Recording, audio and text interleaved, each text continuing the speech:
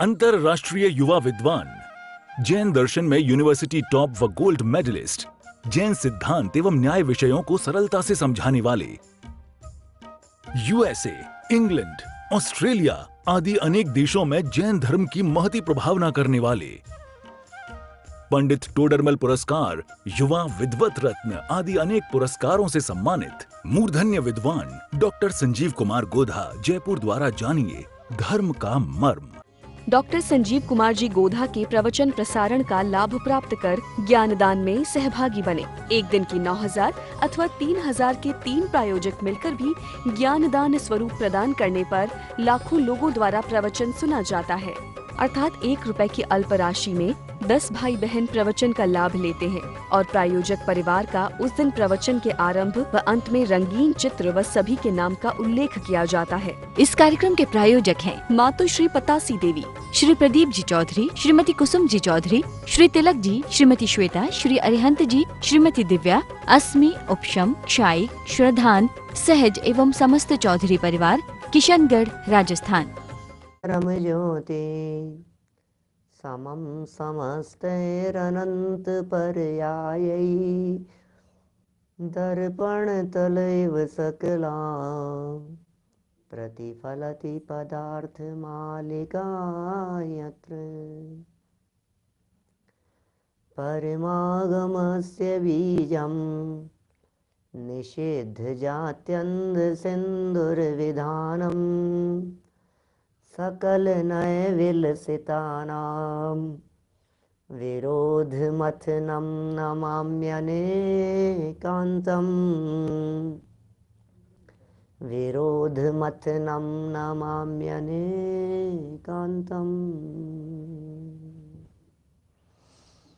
पुरुषार्थ सिद्धि उपाय ग्रंथ अमृतचंद्राचार्य इसके लेखक और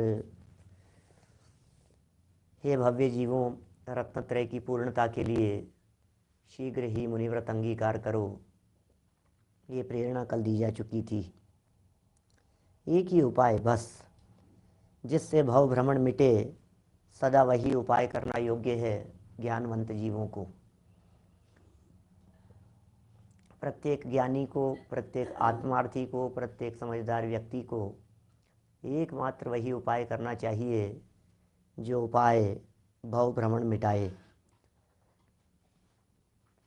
जिससे जगत का परिभ्रमण मिटे वो उपाय करना चाहिए, जिससे जगत का जंजाल मिटे, चतुर्गति के दुखों से छूटकर परम मुक्ति की प्राप्ति हो, वही उपाय करना योग्य है।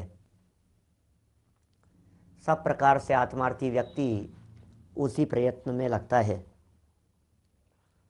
बंध का नाश करें, धर्म ध्यान का दूसरा भेद जो अपाय विचय है, उपाय विचय है, उसके उपाय में अपने उपयोग को लगाएं। हमारे उपयोग में दूसरी कोई बात चलनी ही नहीं चाहिए। कहते हैं ना, बस एक लगन भर हो सच्ची, तुझको निश्चित दर्शन होंगे। एक लगन चाहिए, सच्ची लगन चाहिए। जब सच्ची लगन होती है और सच्चा लक्ष्य हृदय में होता है तो यह जीव अवश्य ही अपने उस लक्ष्य को शीघ्रता से प्राप्त कर लेता है। प्रकरण कल यहाँ कहा, रत्नत्रय की प्राप्ति का उपाय विचारना, रत्नत्रय की प्राप्ति का उपाय जैसे भी बन पड़े, रत्नत्रय धारण करना, रत्नत्रय प्राप्त करना, रत्नत्रय की पूर्णता के लिए लगना। जब बार बार में रत्नत्रय के बारे में कह दिया तो यहाँ अब ये कह रहे हैं रत्नत्रय बंध का कारण नहीं है, राग ही बंध का कारण है। रत्नत्रय से बंध नहीं होता। ओह, बड़ा गजब का प्रश्न है, अहम प्रश्न है। एक जिज्ञासुओं के हृदय में कई बार ये प्रश्न उठता है, रत्नत्रय से बंध होता है या नहीं। बहुत सारे साधर्मी लोग ऐसे भी हैं समाज में जो ये कहते हैं कैसे नहीं होता भैया, रत्नत्रय से बंध क्यों नहीं होता है, रत्नत्रय से होगा। रत्नत्रयधारियों की तो चक्रवर्ती, नारायण, प्रतिनारायण जैसी पदवियां बनती हैं, रत्नत्रय से बंध कैसे नहीं होगा। सारी जितनी पदवियां हैं, विशेष विशेष पदवियां, 63 शलाका पुरुषों की पदवियां, नारायण, प्रतिनारायण, चक्रवर्ती, तीर्थंकर, इंद्र, ऐसे जो पदवियां हैं विशेष, ये सारी की सारी पदवियां रत्नत्रयधारियों की बंधती है। तो बताओ रत्नत्रय बंध का कारण है या नहीं है? प्रश्न उठता है, रत्नत्रय बंध का कारण है या नहीं है? ये कह रहे हैं रत्नत्रय बंध का कारण नहीं होता, रत्नत्रय बंधन का कारण नहीं है, रत्नत्रय बंधन का कारण नहीं है, राग ही बंधन का कारण है। ओहो, रत्नत्रय बंधन का कारण नहीं है, राग ही बंधन का कारण है। इसका मतलब रत्नत्रय के काल में भी जो रत्नत्रय के साथ में रहने वाला राग है वो राग बंध का कारण होता है। रत्नत्रय तो समझते ही हैं सभी लोग, सम्यक दर्शन, सम्यक ज्ञान, सम्यक चारित्र, ये है रत्नत्रय। 3 रत्न है ये, जिसकी जेब में ये 3 रत्न होते हैं उसे बंधन नहीं होता। बड़ा गजब का सुंदर प्रकरण है। पेज नंबर 253 पर अंतिम लाइनों में 211 नंबर का श्लोक दिया है। इस 211 नंबर श्लोक से हम चर्चा को प्रारंभ कर रहे हैं। उत्थानिका है, इसकी हेडिंग दी है रत्नत्रय बंध का कारण नहीं, राग ही बंध का कारण है। ये हेडिंग है, रत्नत्रय नहीं राग बंध का कारण है। पढ़ें, गुजराती पुस्तकों में 178 नंबर का पेज है, 178, 253 लास्ट लाइन है। असमग्रम भावयतो रत्नत्रयमस्ति कर्म बंधोय सविपक्ष कृतो वश्यम मोक्षोपायो न बंधनोपाय है। पुरानी पुस्तकों में 190 है, 190 पेज है पुरानी पुस्तकों में। क्या कह दिया? अर्थ देखिए आगे, अन्वयार्थ। असमग्रम, समग्र माने होता है परिपूर्ण, पूरी तरह से। असमग्र माने अपूर्ण। रत्नत्रयम, रत्नत्रय की, भावयत है, भावना करने वाले पुरुष के, रत्नत्रय की भावना करने वाले पुरुष के। यह माने जो कर्म बंध, शुभ कर्म का बंध होता है, सह माने वह बंध, विपक्षकृत है, विपक्षकृत अर्थात रागकृत है, और निश्चय रत्नत्रय तो अवश्यम, अवश्य ही, मोक्षोपाय है, मोक्ष का उपाय है। न बंधनोपाय है, बंध का उपाय नहीं है। भाई साहब, बड़ा सुंदर भेद विज्ञान का प्रकरण है। सच में थोड़ा सूक्ष्मता से देखेंगे तो गहराई समझ में आएगी, नहीं तो रत्नत्रय कोई बंध का कारण समझ लेंगे।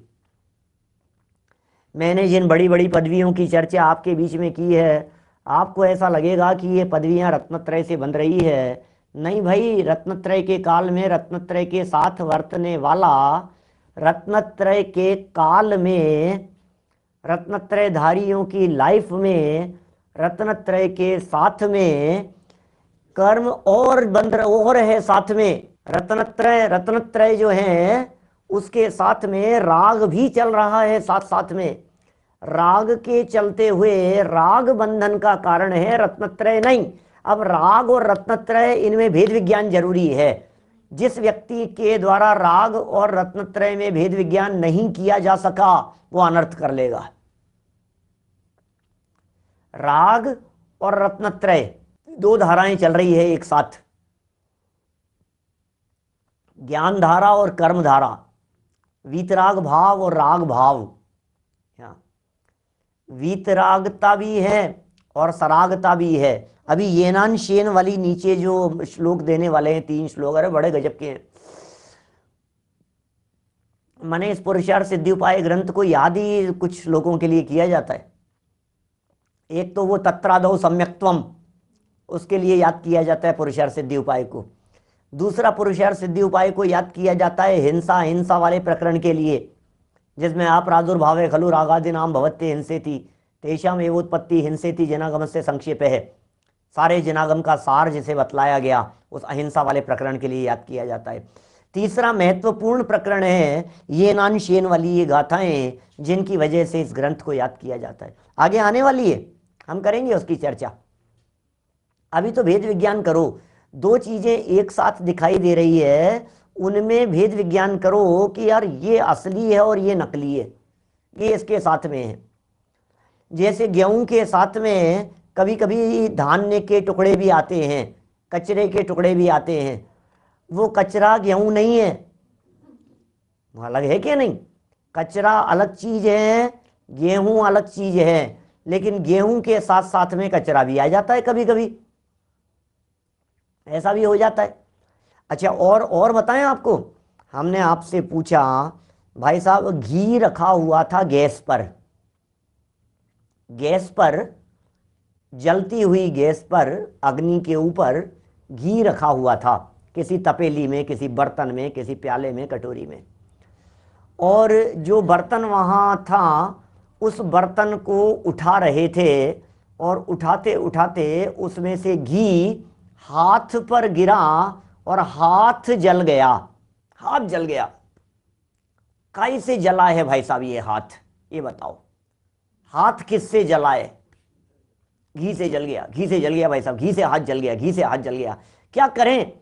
तो दूसरे ने कहा हाथ जल गया क्या? उसने कहा घी लगाओ। क्या? घी से जले हुए हाथ को ठीक करने के लिए बोले घी लगाओ ऊपर से तो ठीक हो जाएगा। तो हाथ जो जला था वो घी से जला था क्या आग से जला था? देखने वालों को तो यही लगता है, ना समझ लोगों को तो यही दिखाई देता है कि ये जो हाथ जला है ये घी से जल गया है, लेकिन सच्चाई यह है कि हाथ घी से जलता नहीं है, हाथ तो अग्नि से जलता है। जलाने का काम घी नहीं करता, घी की जो गर्मी है, घी में जो उष्णता है, घी में जो आग की मिलावट है, क्या उस गर्म घी में जो उष्णता है वो उष्णता घी की नहीं है, वो उष्णता अग्नि की है। क्या गर्म घी में जो उष्णता दिख रही है, गर्म घी में जो गर्म पना है, वो गर्म पना घी का थोड़ी ना है। घी गर्म नहीं होता, आग गर्म होती है, अग्नि गर्म होती है, घी गर्म नहीं हुआ है। अब जिन्हें ये भेद विज्ञान है वे क्या कहेंगे, भैया घी से जलने के काल में भी घी से नहीं जला, घी के साथ वर्तने वाले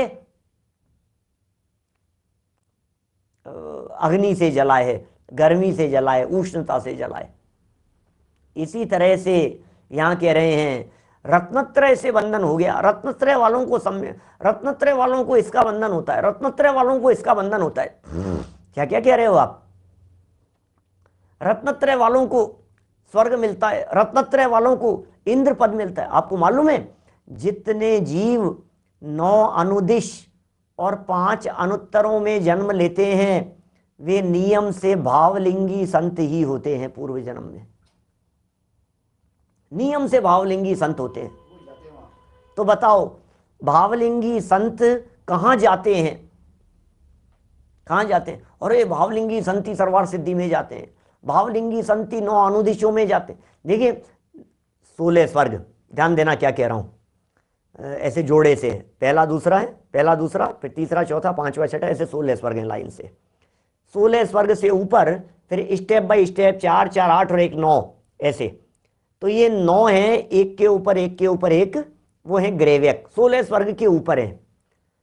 उन ग्रेव्यकों में मिथ्या दृष्टि भी जा सकते हैं। ग्रेव्यकों में 9 ग्रेव्यकों के ऊपर मिथ्या दृष्टि नहीं जाते, सम्यक दृष्टि ही जाते हैं। सम्यक दृष्टि भी गृहस्थ नहीं जाते, मुनि जाते हैं। मुनि भी चौथे गुणस्थानवर्ती नहीं, पंचम वाले नहीं, भावलिंगी संत ही 16 स्वर्गों से ऊपर जाते हैं। भावलिंगी संत ही 16 स्वर्ग से ऊपर जाने वाले, इस नहीं 9 ग्रेव्यक के भी ऊपर जाने वाले, 9 अनुदिश और 5 अनुत्तरों में तो हमने आपसे ये पूछा, इन जो 14 विमानों में 9 अनुदिश और 5 अनुत्तर, जो 14 विमान कहे, क्या भावलिंगत्व सर्वार्थ सिद्धि का कारण है? बोलो, क्या कहना है आपको? भावलिंग सर्वार्थ सिद्धि का कारण है? नहीं है। तो फिर क्या है? भावलिंगत्व में जो कमजोरी है वो सर्वार्थ सिद्धि का कारण है। देखो भाई, बारीकी से समझना पड़ेगा विषय को, नहीं तो बात समझ में नहीं आएगी। उपयोग को एकाग्र करके समझना। भावलिंग वहां का कारण नहीं है। भावलिंग के साथ में जो कचावट रह गई थी, भावलिंग से तो मोक्ष होता है, भावलिंग से तो मुक्ति की प्राप्ति होती है, तो फिर सर्वार्थ सिद्धि में क्यों चले गए नकुल सहदेव? युधिष्ठिर, भीम, अर्जुन, नकुल, सहदेव, 5 नाम, 5 भाई, युधिष्ठिर, भीम, अर्जुन, नकुल, सहदेव। बोलो, इन 5 भाइयों में से कितने मोक्ष में और कितने स्वर्ग में? बताओ जल्दी। तो कहा 3 मोक्ष में, और 3 मोक्ष में और बाकी 2 सर्वार्थ सिद्धि में, बराबर।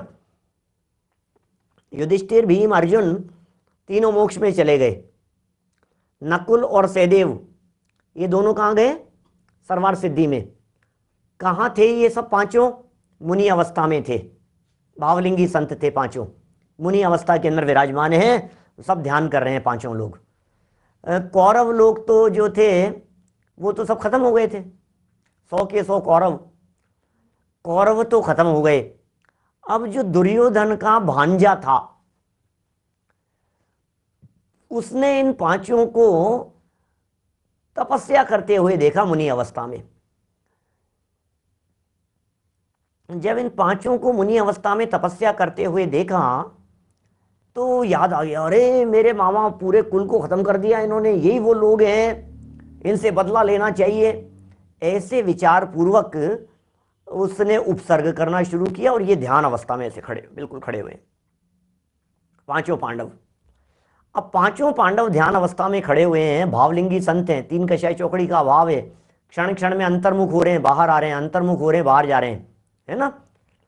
अब उसने उपसर्ग किया, वहां कोई लोहे के सरिये पड़े हुए थे, लाए और बिल्कुल आग में तपाए, उनको हाथों में पहना दिए, बाजूबंद लगा दिए, ऊपर लगा दिया, गले में डाल दिए, सब ऐसे गरम गरम लोहे के आभूषण बना दिए, लोहा ऐसा तपा करके, और वो आभूषण बना दिए।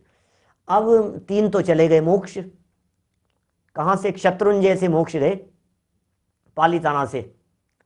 तो 3 तो मोक्ष चले गए, अब 2 सर्वार्थ सिद्धि चले गए। अब प्रश्न यह है कि सर्वार्थ सिद्धि में जो गए वो भावलिंग के कारण गए क्या?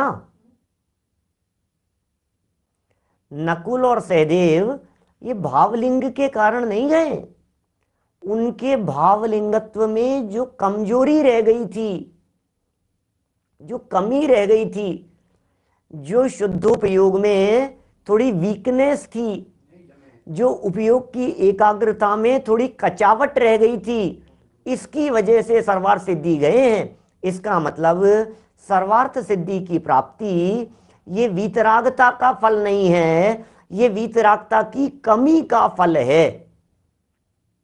समझ रहे हैं आप क्या कह रहे हैं? प्रकरण क्या चल रहा है यहां? कमजोरी के कारण गए हैं। बोलो, असली कारण तो कमजोरी है।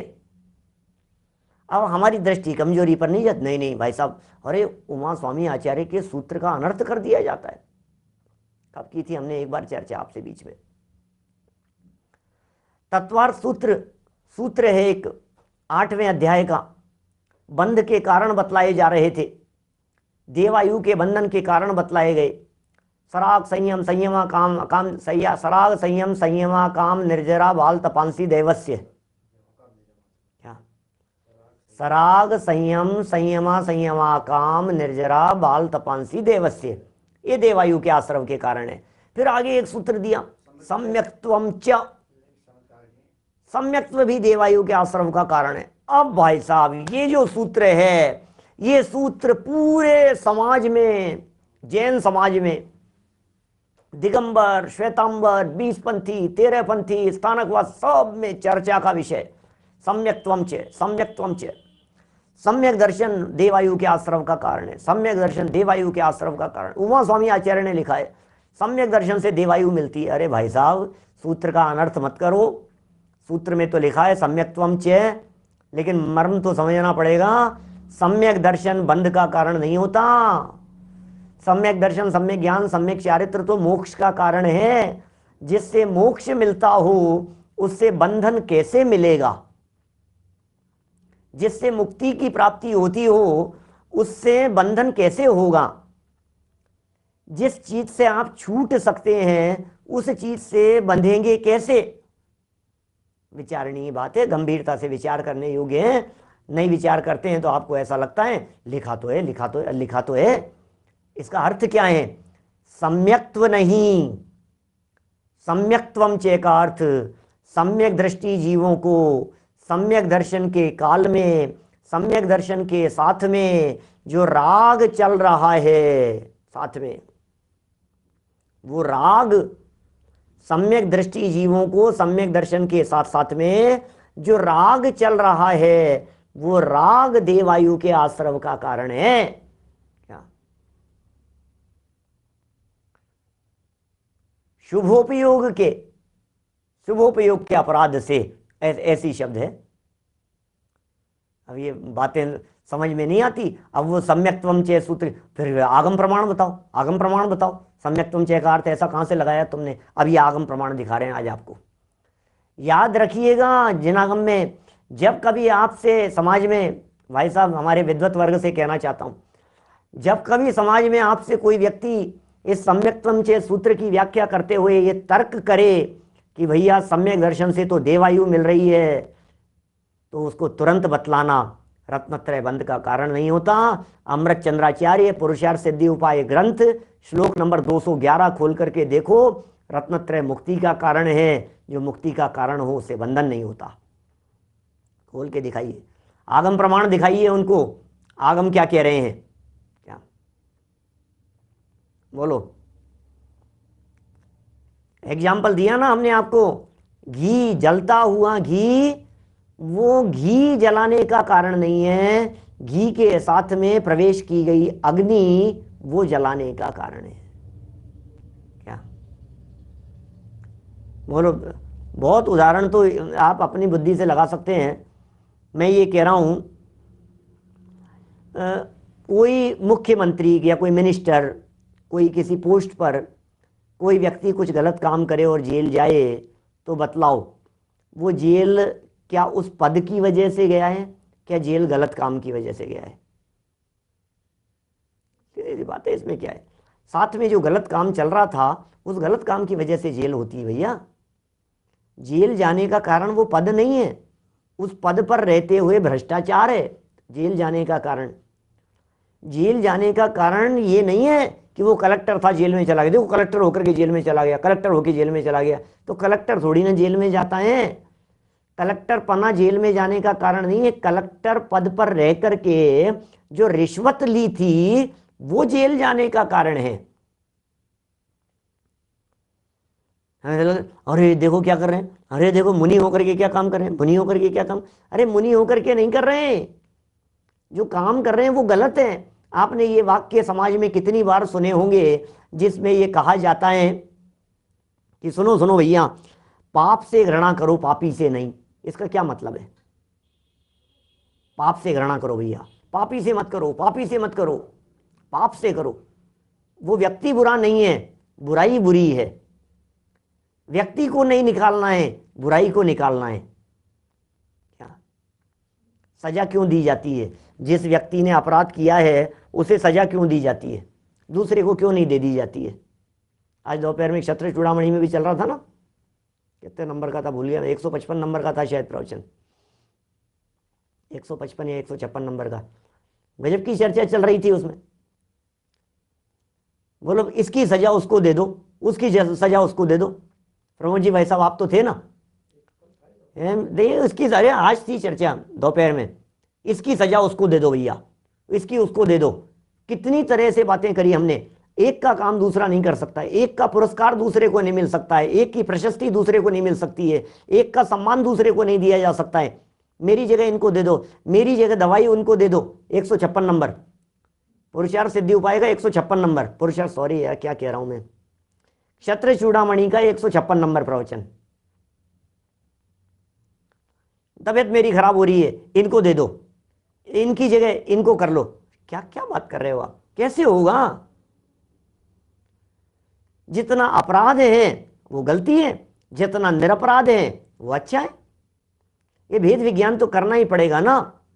ये बातें येनान शेन वाली गाथा के अंदर आगे चल करके बतलाने वाले हैं। आप देखिए, पहले मैं यहाँ अन्वयार्थ पढ़ रहा हूँ, अभी पढ़ दिया है, संस्कृत हटा करके सरल अर्थ पढ़ता हूँ। एक बार देखिए जरा, विषय थोड़ा सा गंभीर है, एक बार समझने योग्य है। अपूर्ण रत्नत्रय की भावना करने वाले पुरुष के जो शुभ कर्म का बंध हुआ, अपूर्ण रत्नत्रय वाला, जिसके अभी रत्नत्रय पूरा नहीं हुआ था, जिस व्यक्ति के जीवन में रत्नत्रय की पूर्णता नहीं हुई थी, ऐसे पुरुष के जो शुभ कर्म का बंध होता है, वह बंध विपक्षकृत अर्थात रागकृत है। वो बंध रत्नत्रय का नहीं है, शुभ कर्म का बंध होता है, वो बंध राग का किया हुआ है, उसमें राग का बंधन है। क्या निश्चय रत्नत्रय तो अवश्य ही मोक्ष का उपाय है, बंध का उपाय नहीं है। निश्चय रत्नत्रय तो बंध का उपाय नहीं है, मोक्ष का उपाय है। देखिए टीका पढ़ते हैं। असमग्रम रत्नत्रयम भावयतः यह कर्म बंध है अस्ति सविपक्ष कृत रत्नत्रयम तो अवश्यम मोक्षोपाय है अस्ति न बंधनोपाय है। एक देश रूप रत्नत्रय के पालन करने वाले पुरुष को, अभी कल हमने भावना भाई थी, पूर्ण रत्नत्रय होना चाहिए, रत्नत्रय की पूर्णता से निर्वाण की प्राप्ति करनी चाहिए, हमें निर्वाण की प्राप्ति करनी है, रत्नत्रय की पूर्णता करो, रत्नत्रय की पूर्णता करो, निर्वाण की प्राप्ति करो, अल्पकाल में निर्वाण की प्राप्ति हो जाएगी, ये करो ऐसा करो। तो अब ये कह रहे हैं जो व्यक्ति रत्नत्रय को पूर्ण नहीं कर पाया, जिसे रत्नत्रय की पूर्णता नहीं हुई, वह व्यक्ति रत्नत्रय की अपूर्णता वाला जो व्यक्ति है, ऐसे पुरुष को जो कर्म बंध होता है वो रत्नत्रय से नहीं होता। उस अपूर्णता वाले व्यक्ति को बंधन हो रहा है कि नहीं? अच्छा, हम आपसे पूछ रहे हैं, कोई व्यक्ति घर गृहस्थी में रह रहा है, सम्यक दृष्टि है, पंचम गुण स्थानवर्ती हो गया है,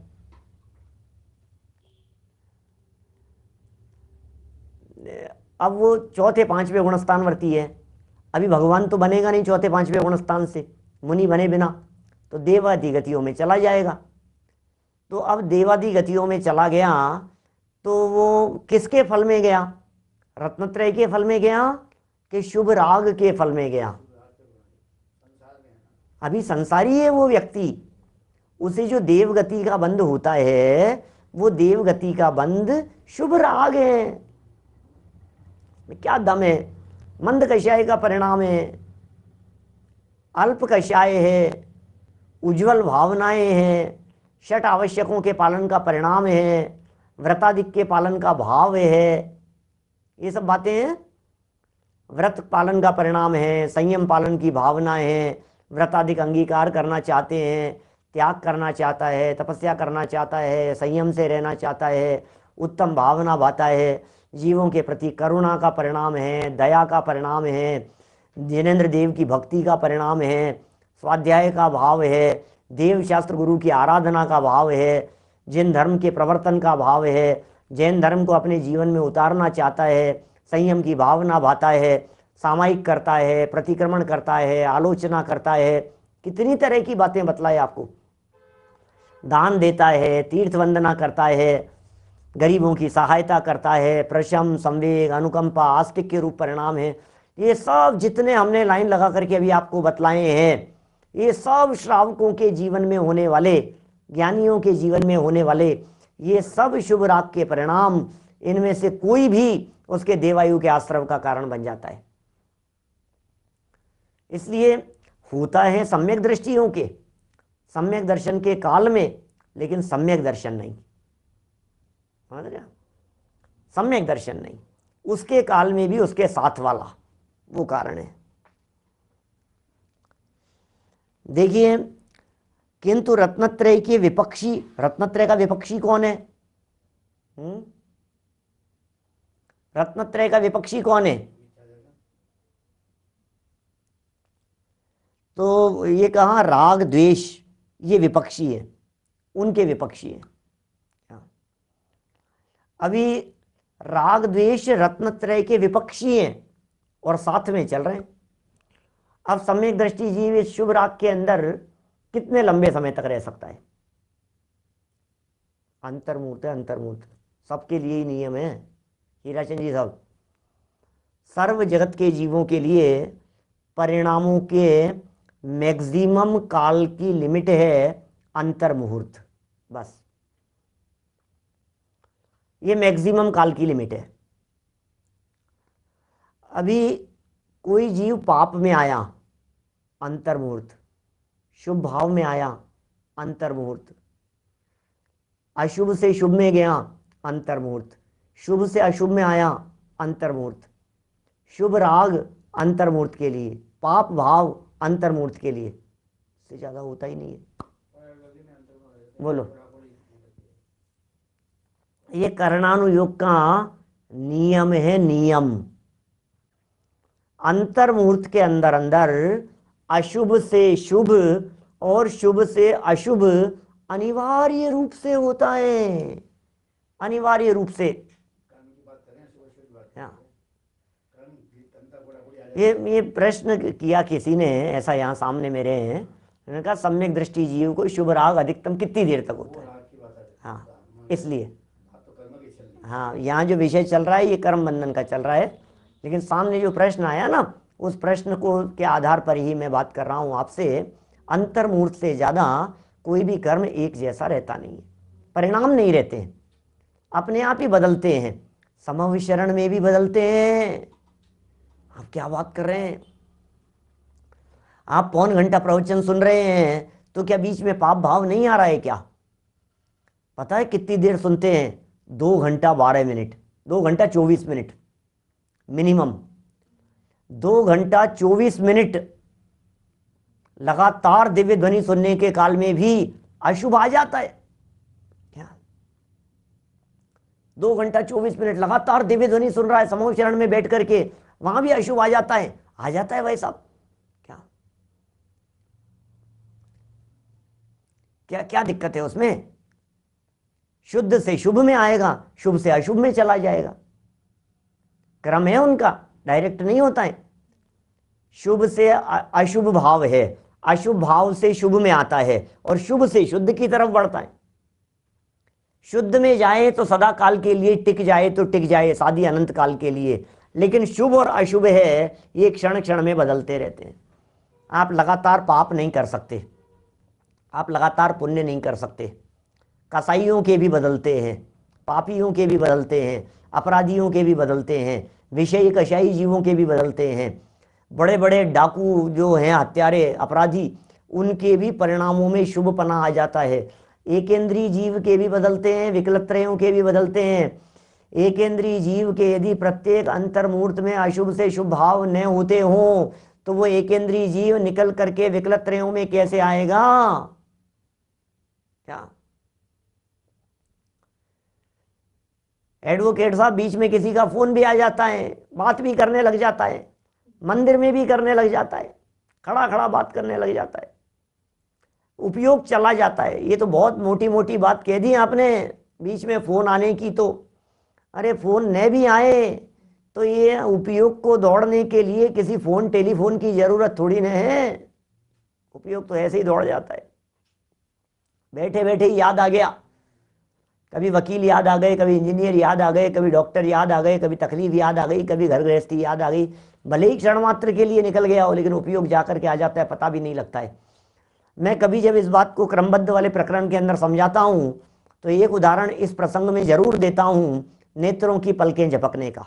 इस कार्यक्रम के प्रायोजक हैं मातोश्री पतासी देवी, श्री प्रदीप जी चौधरी, श्रीमती कुसुम जी चौधरी, श्री तिलक जी, श्रीमती श्वेता, श्री अरिहंत जी, श्रीमती दिव्या, अस्मी, उपशम, क्षायिक, श्रद्धान, सहज एवं समस्त चौधरी परिवार, किशनगढ़, राजस्थान।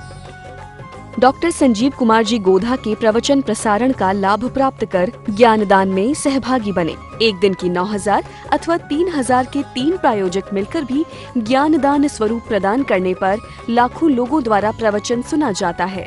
अर्थात 1 रुपए की अल्प राशि में 10 भाई बहन प्रवचन का लाभ लेते हैं और प्रायोजक परिवार का उस दिन प्रवचन के आरंभ व अंत में रंगीन चित्र व सभी के नाम का उल्लेख किया जाता है।